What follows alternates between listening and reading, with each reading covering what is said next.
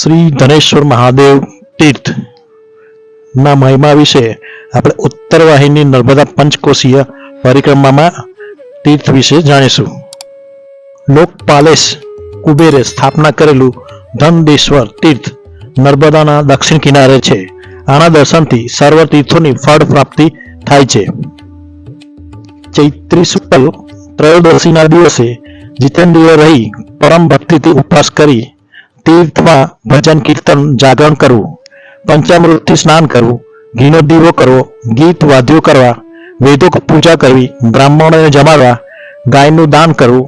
અહીં દાન પૂજા કરવાથી દર્દીઓને દાન, કોલિનપણો, દુઃખોનો નાશ અને સર્વ પાપોનો નાશ થાય છે.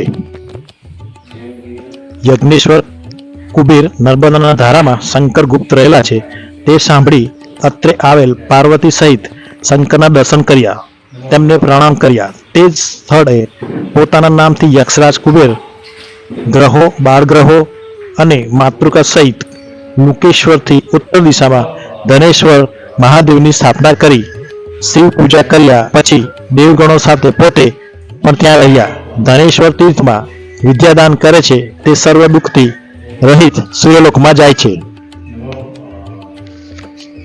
ધનેશ્વર મંદિરની દક્ષિણ બાજુએ પ્રભાવિક નાગ દેવતાનું મંદિર છે. ઉત્તર બલિયાદેવનું સ્થાન છે. આ તીર્થમાં મનોવાંછિત બાધાઓ ફળીભૂત થાય છે. અનેક ધાર્મિક લોકો દર્શન કરવા આવે છે. ઉત્તર વાહિની નર્મદા પંચકોશીય પરિક્રમામાં આપણે શ્રી લુકેશ્વર તીર્થ મહામત્ય વિશે જાણીશું. શ્રી લુકેશ્વર તીર્થમાં શિવ પણ ગુપ્ત રૂપે રહીને નિર્ભયા થયા. તે તીર્થમાં સ્નાન કરવાથી દેહમાં છુપાઈ રહેલા પાપોનો નાશ થાય છે. લુકેશ્વરમાં જે ભક્તિથી 3 કુબા પાણી પીએ તેના સહસ્ત્ર પાપોનો નાશ થાય છે. આઠમ અને 14 બીજો પક્ષની તિથિએ ઉપવાસ કરી જે ભાવપૂર્વક પિતૃઓનું શ્રાદ્ધ કરે છે, આ તીર્થમાં દાન કરવાથી, કુરુક્ષેત્રમાં દાન કરવાથી જે ફળ મળે છે તે ફળ પ્રાપ્ત થાય છે.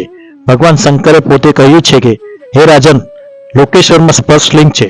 અહીં ભગવાન શંકર પોતે જ રહ્યા છે, જેથી સ્પર્શ માત્ર કરવાથી મનુષ્યનો કૈલાસવાસ થાય છે. આ કારણે લોકપાલો છે.